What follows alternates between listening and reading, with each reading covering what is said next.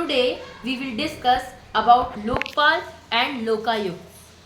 So इसका अगर हम इंट्रोडक्शन देखें, so democracy, modern democracy seeks about welfare state. Modern democracy का उद्देश्य क्या है कि एक वेलफेयर स्टेट बने, लोगों का कल्याण हो.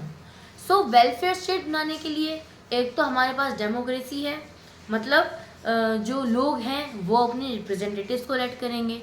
साथ में कुछ एक्सपर्ट लोगों की भी ज़रूरत होती है and they form the part of bureaucracy, है ना. सो ब्यूरोक्रेसी होती है, लेकिन ब्यूरोक्रेसी में एक समस्या ये रहती है कि करप्शन, माल एडमिनिस्ट्रेशन, ये सब ब्राइबरी, ये सब चीज़ें कुछ ज़्यादा ही होती हैं. तो इनसे निपटने के लिए, लोगों के ग्रीवियांसेस को एड्रेस करने के लिए there is a need for Lokpal and Lokayukta. अब ये जो है ना, देश दुनिया में बहुत सारी जगह पे है लोकपाल एंड लोकायुक्त, सिर्फ इंडिया में नहीं है.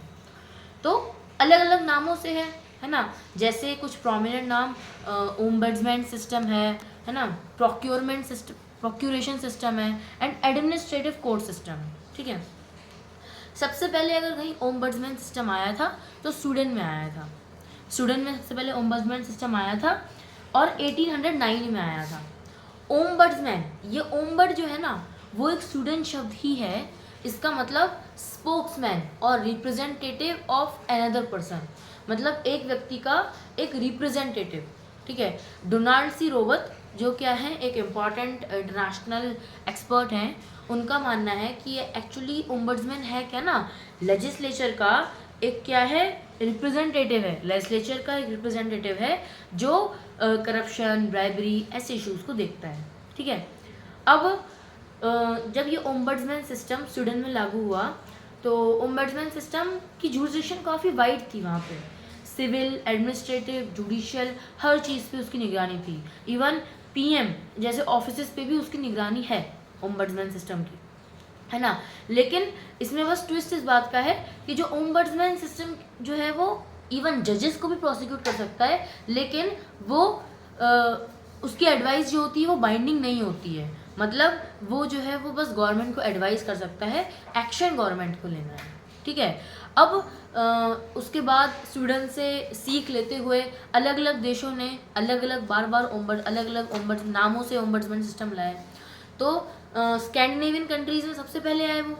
जैसे स्वीडन एक स्कैंडिनेवियन कंट्री है, वहाँ पे सबसे पहले आया. तो सबसे पहले ये जो ऑर्गेनाइजेशन है ये वहीं फैलेगा.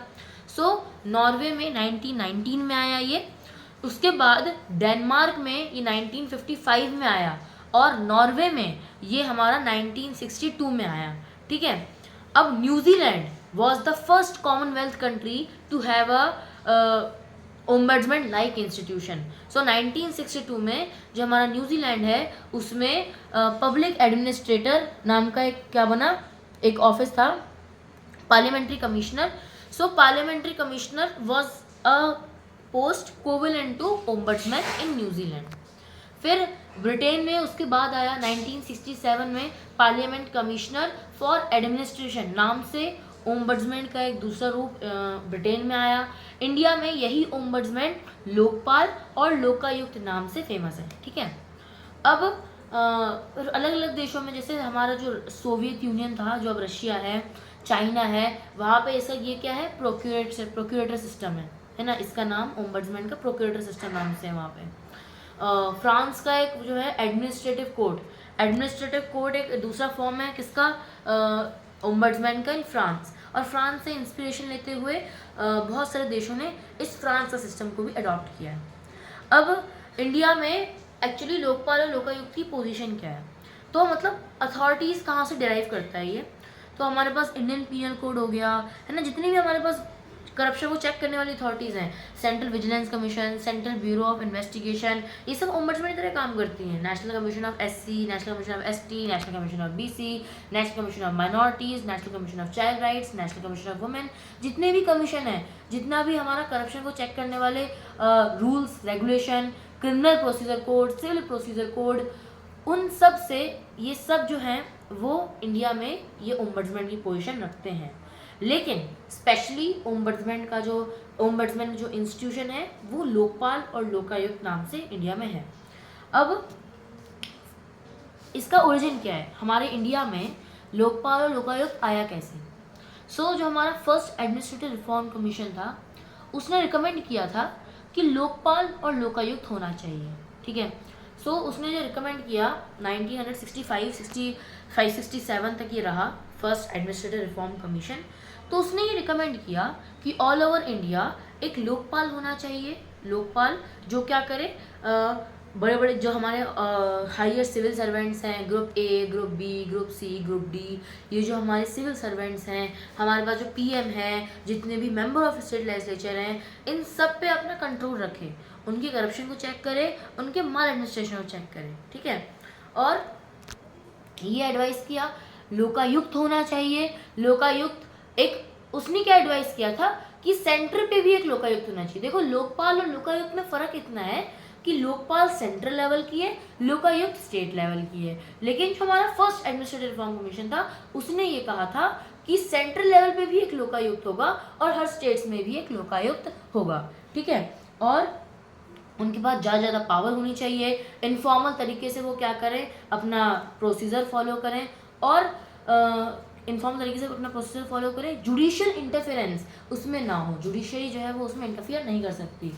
अब जो हमारी गवर्नमेंट है ना, उसने ऑफिशियली 10 अटेम्प्ट्स किए हैं लोकपाल और लोकायुक्त सिस्टम को इंडिया में इम्प्लीमेंट करने के लिए। जैसे हमारा 1967 में फर्स्ट एडमिनिस्ट्रेटिव रिफॉर्म कमीशन 1966-67 में उसने अपनी रिपोर्ट दी थी। 1968 में ही पहला अटेम्प्ट शुरू हो गया था। इंदिरा गांधी गवर्नमेंट ने 1968 में पहला अटेम्प्ट किया, वो फेल हो गया। क्यों फेल हो गया? क्योंकि जैसे अगर हम अपना इंडियन पॉलिटिक्स को समझें, दो हमारा कांग्रेस जो थी ना, वो 1969 में डिवाइड हो गई थी, और जो इंदिरा गांधी वाली जो हमारी सरकार थी, जो हमारी गवर्नमेंट थी, उसने वो माइनॉरिटी गवर्नमेंट बन गई थी। उसको कोलिजन करना पड़ा था with communist party of India. तो इसलिए क्या हुआ, जब लोकसभा डिसॉल्व हुई, क्योंकि जो प्राइम मिनिस्टर कौन थी, इंदिरा गांधी थी, और जब मेन कांग्रेस उससे अलग हो गई तो वोट गिर गए, कम हो गए, तो जो हमारी लोकसभा थी वो डिसॉल्व होनी पड़ी। तो फिर कम्युनिस्ट पार्टी ऑफ इंडिया से कोलिजन बनाया गया और तब नई लोकसभा बनी, है ना। जब क्योंकि लोकसभा डिसोल्यूशन हुआ, इसलिए ये हमारा पास नहीं हो पाया। 1971 में एक बार फिर से पास किया गया, तब भी जो है इस पर कोई एक्शन नहीं लिया गया और ये डिसॉल्व हो गया। 1977 में एक और फिर से किया गया, ये मोरारजी देसाई गवर्नमेंट ने दोबारा एक अटेम्प्ट किया, वो भी फेल हो गया क्योंकि फिर से डिसोल्यूशन हो गया लोकसभा का। 1985 में राजीव गांधी गवर्नमेंट ने एक्शन लिया था फॉर लोकपाल एंड लोकायुक्त, लेकिन वो भी फेल हो गया, वो उसका भी डिसोल्यूशन ही कारण था। उसके बाद जो वीपी सिंह गवर्नमेंट थी, उसने 1989 में लोकपाल एंड लोकायुक्त का एक्शन लिया था। देखो ट्विस्ट इस बात का है ना कि राजीव गांधी गवर्नमेंट ने 1985 में इम्प्लीमेंट किया था, लॉ बनाया था फॉर लोकपाल एंड लोकायुक्त, और 1989 तक उनकी सरकार चली थी, लेकिन इन 4 सालों में लोकपाल और लोकायुक्त जो हमारा एक्ट था वो पास नहीं हो पाया। लेकिन बहुत सारे लोग समझेंगे कि 1989 में जो वीपी सिंह वो लाए थे लोकपाल एंड लोकायुक्त, कि वीपी सिंह की तो एक ही साल की सरकार थी तो वो डिसोल्यूशन हो गया होगा, लेकिन नहीं, वीपी सिंह की सरकार जो थी उसने लोकपाल और लोकायुक्त के अमेंडमेंट को विड्रॉ कर लिया था, ठीक है। उसके बाद हमारा अगला अटेम्प्ट आता है 1996 में United Front headed by Deve Gowda, वो लोकपाल एंड लोकायुक्त का एक बिल लाने की कोशिश करते हैं। 1 साल की उनकी सरकार थी, लोकसभा डिसॉल्व हो गई, नहीं आ पाया। 1998 में एक बार फिर से अटल बिहारी वाजपेयी जी की सरकार ने ये हमारा आया लोकपाल एंड लोकायुक्त बिल, लेकिन 1990 देखो जो अटल बिहारी वाजपेयी का जो टर्म है वो 1998 से 2004 तक का है, 6 साल का टर्म है। 1998 से 1999 पहला और 1999 से 2004 ये 5 साल का टर्म। तो 1999 में क्योंकि लोकसभा डिसॉल्व हो गई थी, अटल बिहारी वाजपेयी फिर बाद में भी प्रधानमंत्री रहे थे, लेकिन 1999 में लोकसभा डिसॉल्व हो गई थी, इसीलिए ये जो हमारा बिल था ये कोलैप्स हो गया। 2001 में फिर से लोकपाल एंड लोकायुक्त बिल आया था, फिर भी क्या हुआ, 2004 में तार तक उनकी सरकार थी, लेकिन 3 साल में कोई एक्शन नहीं लिया गया और वो फिर से डिसॉल्व हो गया, ठीक है। डिसोल्यूशन ऑफ लोकसभा के कारण नहीं रहा। फिर उसके बाद 2011 में जो हमारी यूपीए गवर्नमेंट जो हेडेड बाय मनमोहन सिंह, उन्होंने अगस्त में लोकपाल एंड लोकायुक्त बिल लाए, लेकिन उसे एक दो महीने के अंदर फिर से विड्रॉ कर लिया। फिर उसके बाद दिसंबर 2011 में UPA government Manmohan Singh, head by Manmohan Singh, वो दोबारा यही लोकपाल और लोकायुक्त का बिल लेके आते हैं और वो फिर 2013 में लोकपाल एंड लोकायुक्त एक्ट 2013 के नाम से फेमस होता है। ठीक है, अब ये जो लॉन्ग जर्नी थी, इससे जो ये लोकपाल एंड लोकायुक्त एक्ट बना, इसके फीचर्स क्या है? तो फीचर्स ये हैं कि सबसे पहले एक लोकपाल बनेगा एट द सेंट्रल लेवल और लोकायुक्त बनेंगे एट द स्टेट्स। ठीक है, अब लोकपाल का अगर हम कंपोजिशन पढ़े तो लोकपाल में क्या होता है, एक चेयरपर्सन होता है और 8 दूसरे मेंबर्स होते हैं। 8 नहीं होते, लेकिन मैक्सिमम जो लिमिट है वो 8 है। अब वो डिपेंड करता है अपॉन द सेंट्रल गवर्नमेंट। अब ये लोग अपॉइंट कैसे होंगे? तो एक मतलब इसकी कंडीशन क्या है कि 50% जो मेंबर्स हैं वो जुडिशियल सर्विस के होने चाहिए, क्वालिफिकेशन, आधे लोग। अब ये अपॉइंट कैसे होंगे? तो they are appointed by a selection committee. Selection committee appoint करेगी, जिसके मेंबर्स कौन कौन होंगे? One is the prime minister, one is the speaker of Lok Sabha, one is the chairman of one is the leader of opposition of Rajya Sabha and chief justice of India and an eminent jurist. अब ये eminent jurist in the opinion of president, ये कौन appoint करेगा?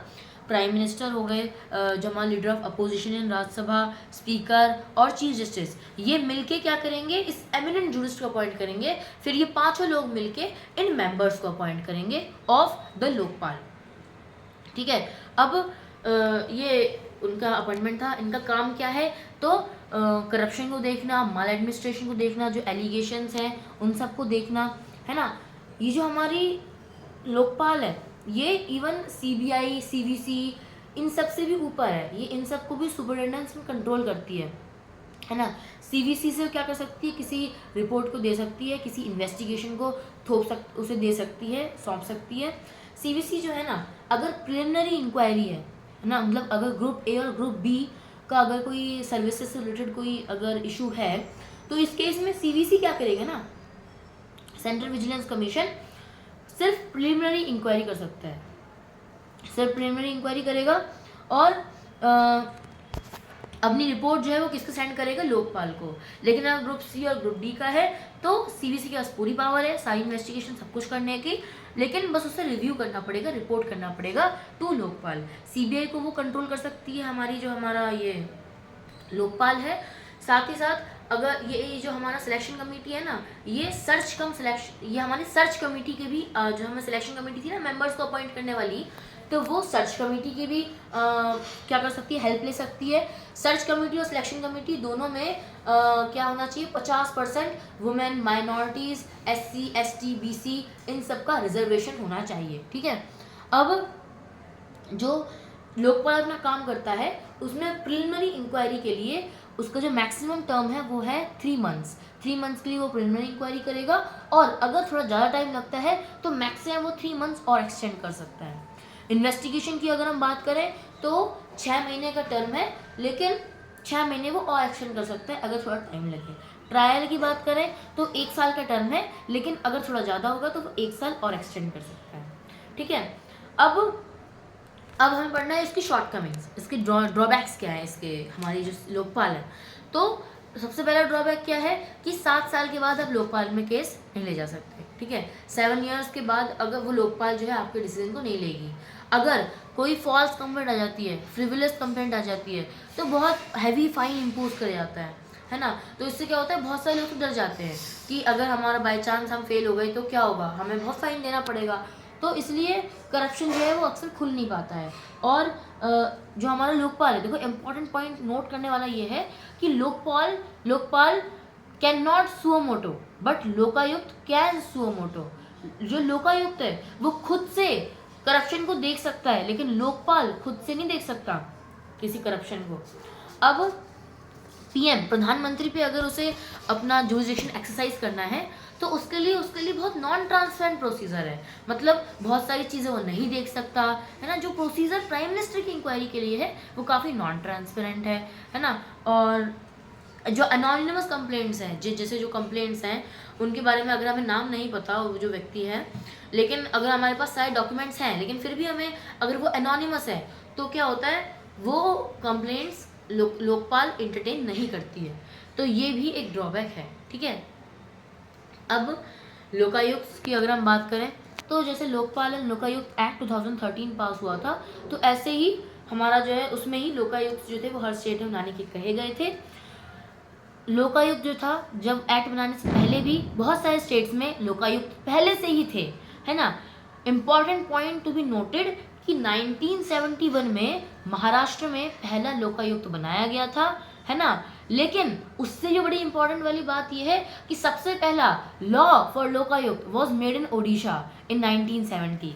मतलब 1970 में law बनाया गया था ओडिशा में, लेकिन उसके बाद वो बना लोकायुक्त ओडिशा में। लेकिन 1971 में जब बनने से पहले ही महाराष्ट्र में बन गया था। तो अगर कोई पूछे कि सबसे पहला लोकायुक्त कहाँ बना, तो दैट इज महाराष्ट्र। लेकिन सबसे पहले लोकायुक्त का लॉ कहाँ पास हुआ, तो दैट इज ओडिशा, ठीक है। 1971 में महाराष्ट्र में बना, ओडिशा में 1970 में बना, ठीक है। अब इसके फंक्शंस क्या है, देखो स्टेट टू स्टेट वैरी करता है। लोकायुक्त लोकपाल एंड लोकायुक्त एक्ट जो है उसमें ऐसा कोई बता नहीं रखा कि सारे स्टेट्स में कोई ऐसा डेफिनेट प्रोसीजर होगा, वो स्टेट टू स्टेट वैरी करता है। अब बहुत सारे प्रोविजंस हैं कि कुछ स्टेट्स में क्या होता है, लोकायुक्त जो हमारे एमएलएस होते हैं उन पे नहीं कर पाता जुरिसडिक्शन, लेकिन मैक्सिमम स्टेट्स में करता है। कुछ में क्या होता है, बहुत कम स्टेट्स ऐसे हैं जिसमें सीएम पे जुरिसडिक्शन रखता है वो, मैक्सिमम स्टेट्स में सीएम पे लोकायुक्त की जुरिसडिक्शन नहीं होती। ऐसे डिस्पैरिटीज बहुत हैं, है ना। अब जैसे एलिगेशन, देखो दो चीज़ होती है, करप्शन, माल एडमिनिस्ट्रेशन। बहुत सारे ऐसे स्टेट हैं जिनमें लोकायुक्त सिर्फ करप्शन के केसेस डील कर सकता है, माल एडमिनिस्ट्रेशन की नहीं कर सकता। लेकिन बहुत से स्टेट ऐसे भी हैं जिसमें दोनों केसेस डील कर सकता है ना। और जो सुओ मोटो भी इंपॉर्टेंट पॉइंट जो मैंने बताया था, लोकायुक्त कैन सुओ मोटो, वो अपने अगर उसे लगता है कि यहाँ करप्शन हो रहा है तो वो खुद जो है वो काम कर सकता है। और सबसे बड़ी जो लिमिटेशन है वो क्या है कि उसकी रिकमेंडेशन जो होती हैं that are binding on state government, ठीक है। So this was Lokpal and Lokayukta. Thank you.